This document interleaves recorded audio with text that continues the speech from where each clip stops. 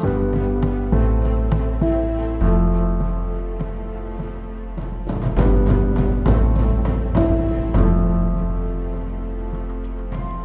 Prairie Lakes Church, thank you so much for joining us in a 7-week-long series through a small portion of the book of Revelation, where John writes to 7 churches. And it's week 1 of this. So before we dive into the content this week, I want to introduce the woman sitting next to me. This is Cece Green. Hi, Cece. Hello, everyone. If you are at our Cedar Falls campus, it's very likely that at some point you run into Cece or Tyler, because you guys have been around for a long time at Prairie Lakes. Yes, since 2007. Yes. I don't even know how many years that is. Yeah. It's just a long time. Well, we just turned right? 2026, so it was 19 years. Sure. 19 I'm an years. accoun't, but I still need a calculator for So things. that makes you like, what, 25, 26 now? Yes. No, 30. Okay, 30. 30. Very Yep, good. 30. Very good. Yeah. So, okay. So, Cece, you've been around a long time, but most recently, for the last several years now, you've led our women's ministry at Cedar Falls. I have. So I led a little bit back in 2016, and then most recently in 2023. Yeah. It just kind of got thrown at me again, Yep. January of 23. So Yep. I've been leading ever since, and And it's you've- been a and lot of fun. You fit some seminary in between there? I did, and you were actually one of my professors. Yes. Yeah, was that a good one? You were a great one. But I will have to say, you were the only one that gave me a B+. Oh, yeah? I got straight A's. Okay. Yes. So, and do you want to know why? Why? You had this assignment that we had to read these books. Yeah. And I was truthful. Yeah. Like you asked, the question was, did you read the whole book? Okay, right. And I read like 80% of the book. Yeah. And you gave me a B+ because of that. Okay, so you're saying you got a fair grade from me? I did. I got a fair grade because I didn't follow all of the instructions. Okay, well, I mean, listen. Listen, what I recall is you're a very good student, and you do a lot of Bible teaching now. I do. In women's ministry. My passion, I do love the Bible. I love connecting those aha moments in the Bible, and I love seeing how it really isn't random and it really isn't a coincidence. Right. There is a thread going from Genesis to Revelation, Yes. right? Let's combine those two. Yeah. But I love women as well. And I did not grow up a Christian. I became a Christian when I was 27. So I kind of know what it feels like to not have Jesus for a majority of your life, like your adult life. Yeah. And so now what I love is just sitting down and figuring out how to remember where people were and how to help them on their faith journey, whether it be men or women, right? But primarily women. Awesome. And so for all of those reasons, thanks for joining. And then I'm just real excited for your perspective to be a part of what we're sharing across campuses. Well, thanks for having me. Yeah. It really is an honor. Yeah, you bet. Well, let's dive in. Okay, we're gonna week 1. We're in Revelation chapter 2, and the very first letter that Jesus through John writes is to a church in Ephesus. Now, here's what we know about these letters. They follow a similar pattern, each of them. It's not identical, but there's like an outline, a flow to each of these. So we'll unpack that a little bit. What I think would be good for us to do, and Cece, I think you're going to help us do this, is these were real churches in real places. Right. Like places that some of which still exist today. Right. And but they don't exist in the same way. These churches, most of these churches don't exist anymore. Right. Or if they do, they're not anywhere near the same form. Right. So let's maybe start by going back in time 2,000 years. Sure, let's do it. And let's unpack a little bit of the historical context. What do we need to know about the community of Ephesus that would help us grab onto some of the text we're going to read? Absolutely. Okay, so Ephesus, first of all, where is it? All right. It is, I'm not a huge geography type person, so this is a little bit of a stretch for me, but it's kind of cool to figure out where this place is. So the location primarily is in modern day Turkey. That's right. Okay. And if you don't know where Turkey is, which truthfully I didn't, it is east of Italy. Yeah. So I know where Italy is. So Yeah. it is east of Italy across the Aegean Sea? Aegean. Aegean Sea. There you go. Okay, see? Not a like, So there's the pastor big here. Mediterranean Sea, and Yes. then kind of like tucked up in there's this Yes. little Aegean Sea. Aegean Sea. And this is where, if you're a history buff, Yeah. like a lot of the battles between Yes. Greece and Rome were fought. Exactly. And Yeah. that's important. Okay. So Ephesus is located or was located on the Aegean Sea. So it had a port. Yeah. Okay. So a lot of the culture around there was based on commerce. Yeah. Think of export imports. And a huge port, right? Like Huge. 250, Yes. like 250,000 people. 250,000 people. I So mean, imagine that. So for scale, Sure. right? Like this would be one of the largest cities in the world. This would be like a Tokyo or a Yes. London or those kinds of Yes. cities. Yeah. Yes. New York So City. imagine living there. Like we live in Iowa, it's a little different, but imagine living in a city like that. Yeah. Okay. Ephesus was also the capital city of the Asian province of Rome. Yeah. So at the time, they were being ruled by the Roman Empire. Yep. All right. Commerce, we've talked about that. Another thing that really impacted culture at the time were politics. Yeah. All right. And religion. And those are two things that I really want people to kind of grab a hold on because it's politics and religion. When I think about that today, Yep. it's not like I'm not really truthfully, like Yep. I'm not political. Okay. And when it comes to religion, I'm a Christian, but I don't have to deal with all the other things that come with religion because we live in a small town. Sure. Right. So I don't have to deal really with Muslims or with like different religions. And that's okay. That's just our You're saying location. we're relatively insulated where Yes, we're we at. are, but they weren't. So my point is they weren't insulated. If you're a Christian living there, you weren't insulated. Yeah, there was center of the bullseye for some of this some of the Yes. stuff that was hot. Yes. So okay, so we're talking about politics, religion. We're going to unpack that a little bit more Yep. as we dive into the Yes. next couple weeks. But the important thing about Ephesus that I think is also super interesting and different than some of the other churches is we know a lot about the church at Ephesus. Yeah. Because in the book of Acts and in the book of 1st and 2nd Timothy and in the book of Ephesus itself, Yes. there is a lot that points to help us learn about Yeah. the Ephesian church, Yes. right? Paul himself planted the church. He brought Priscilla and Aquila along. They were teaching. They helped this guy named Apollos. He was teaching. Yeah. Timothy came. So they're all hanging out. Yeah. John actually lived there. I mean, Yeah. who else lived? Maybe Mary? Probably Mary, yeah, because John was taking care of Jesus' mom. I know. So it's just really cool to think like these people were probably sitting in church with you, Yes. Yeah. rubbing shoulders with It's you. one of the earliest and longest standing churches at the time this was probably written. Yeah. Right. Right. I want to go back just a little bit too, because you mentioned politics and religion, and kind of the intersection of those two things was really, really big in Yeah. Ephesus. And what this looked like, I think, back then is also it was the rise of the imperial Mhm. court. Yep. Okay, and so what we see is Roman emperors increasingly felt like God had selected them. Right.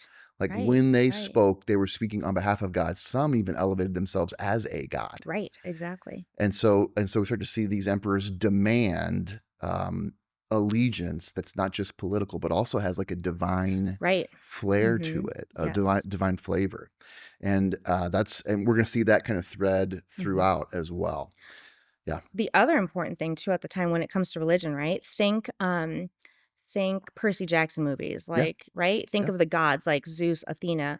Right here in Ephesus, is it still standing? Temple of Artemis, one of the 7 wonders of the world. It is. You can go and see Okay. that today still. Okay, so that was there. So Artemis was a goddess, and a lot of the commerce, like the economy, also revolved around the Temple of Artemis. Like you even see in the book of Acts how Yes. like Paul is confronting, Yeah. some of these people that are like, Yeah. imagine going to imagine going to like the mall or Yeah. actually going to Etsy and you're like, right? I mean, that's what we do. Like you are That's going what to you go. do. That's what I do. Yeah. Well, no, I'm not. Yes. Anyways, I've become a TikTok shopper I now. live Okay. Anyways, so you go on there and you're like buying like these little artifacts Yes. that are like gold statues, Yes. bobbleheads, god Yes. bobbleheads of Yes. Artemis, You're exactly right. right? And so you're obviously if Paul is telling them, "Hey, we're not going to do that anymore. You shouldn't." Yeah. You're actually affecting somebody's That's livelihood. exactly So right. that was another pushback Yeah. against the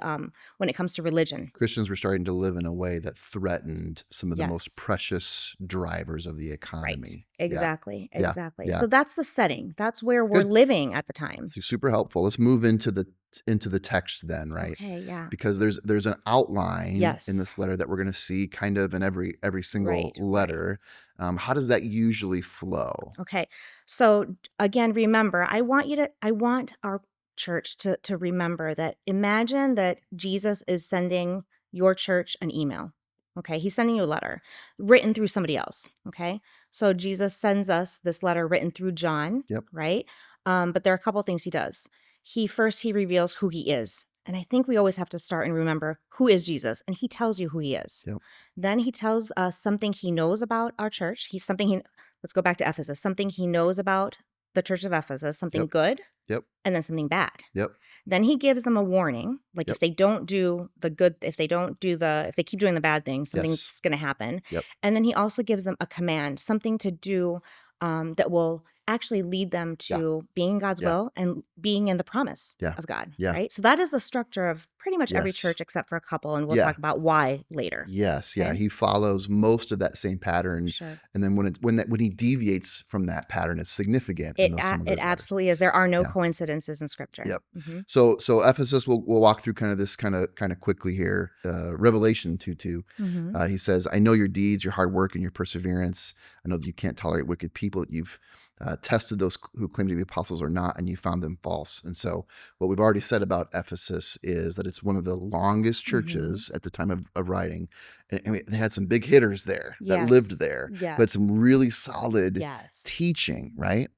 And so they Yeah. were a theologically sound church Hmm. that had to fend off, that had gotten really good at defending good theology, Hmm. right? And so he commends them for that. Right. But then we move to this correction, right, in verse 4, and he says this, "Yet I hold this against you. You've forsaken the love you had at first." Mhm. Unpack that for us if you could. I can. Yeah, Okay. yeah, So, when he talks about the commendations, there are two good things. yeah. Sorry, nine good things into two categories: deeds and theology. Yep, You talked yep, about that. yep. But the correction, gosh, this one's really important. You have forsaken the love you had at first. Yeah. And it's really simple, actually.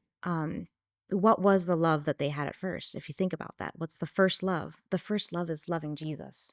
It's the first Because love because Jesus, Jesus says, love God with yeah, all your heart, all yeah, your might, and all your soul, yeah, right? yeah, Like that was the first love. yes, And he's calling that, like, basically what had happened is they were so focused on truth and like doing the right things, yeah, they had forgotten to love on people. They had forgotten to be with God. yeah, They were just focusing on the doing, yeah, right? And doing is a good thing. yeah, It's not a bad thing, but if you forget the emotion and the love behind the doing, the motivation behind it, yes, and that's what Jesus was calling them out yep, on. yep, And really, when I think of this verse, when I read it and when I studied it, really what I was thinking about was actually what he commands us to do afterwards. yeah. Should we talk about that a little bit more? We've talked Let's about let's wait on that. let's wait on that. Okay. So basically, yes, what we're Yeah, saying here is that they had no more joy when they were doing things. They were working out of obligation, not yeah, out of love. yeah, And they were just going through the motions of serving people instead of yes. like really just having that joy of being with the people. One of the cool things I think about scripture is that God, even though we know God inspires it and superintends Yeah. the process of its writing, he allows the uniqueness of these human writers to emerge. Right. And so, we've got a lot of writings of John. We have a Gospel of Yeah. John, we have First, Second, Third John, and Yeah. now we have Revelation. Hmm. One of the huge themes in all of those writings is for John, it's It's love. love. It is. What is love? Yes. And even And in First John, what he'll talk about is like we love because right. he first loved us. Exactly. Yes. Exactly. And Yes. that is what John, he's Jesus used him for a purpose. There's a Yeah. reason why he used Yeah. John, Yeah. right? And I think that this concept of love was so ingrained in John. If you Yeah. read like if you read the Gospel of John and you read Yeah. like First Yeah. John, um, really he Yeah. unpacks what that is, what that looks like. And Yeah. I think he just had it at the tip of his head all the time because he even commended Ephesus. If you look at the first Yeah. couple of lines in Oh, yeah. Ephesus, he tells them like, "I'm really happy with you. I pray for you. I'm thankful for you Yeah. because you Yeah. love Yeah. Yeah. people." So they apparently had Good. started out loving people. It's They were good. so Yeah. it's kind of when you hear the gospel for the first time and you're Yeah. just so Oh, yeah. excited because you're like, "Oh my gosh, like Yeah. it's not about me Yeah. anymore. Like this Jesus who loves Yeah. me, he's with me." So, Right? so Yeah. okay. So we've done a great job, I think, of capturing the context and some of the things. Here's what we're going to do now. We're going to ask you to discuss some of this in your groups, and then after we spend some time doing that, we'll welcome you back and close this one down.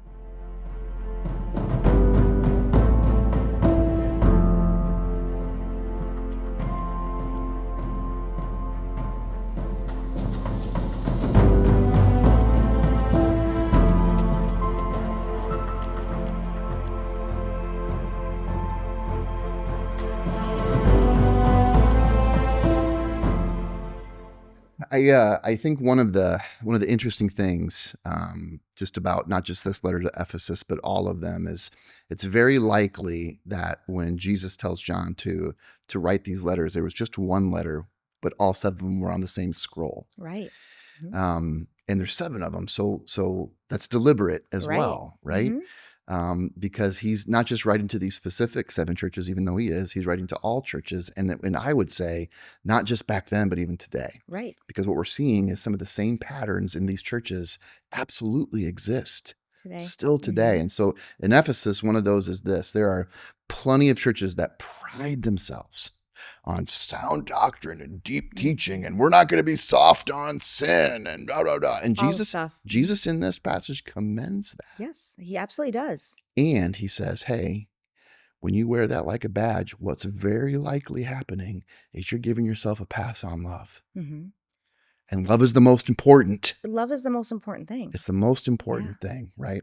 So this is why at Pray Lakes, this is where we're going to continue to be a no matter church. Mhm. No matter who you are, where you've been, what you've done, what's been done to you, God loves you. Mhm. And you can look for him here. Sin matters to God. Yes. Holiness matters to God. Sound doctrine matters to God. But biblically, here's what we would say. Mhm. It does not matter more than love. No. Because love covers a multitude of sins. I mean, think about that, right? And if you go back to, for me, love is simply this. We don't have to overcomplicate Yeah. it. Love is simply just remember the gospel every Yeah. day. Yeah. I mean, that's all it is. Yeah. Looking like in the mirror, I look at myself in the mirror every morning. Yep. And my goal for this year is to actually do it Yeah. more than in the morning, because I find that in the morning I'm good when I walk out of Yeah. out of Yeah. my bathroom, but then the rest of the day it's like, We got to be I rehearsing have to this loving remember gospel the every day. Yeah, gospel that's good. multiple times That's during good, the day. Cece. Hey, thanks for joining us this week. We're really excited to take this journey with you. We'll see you again next week.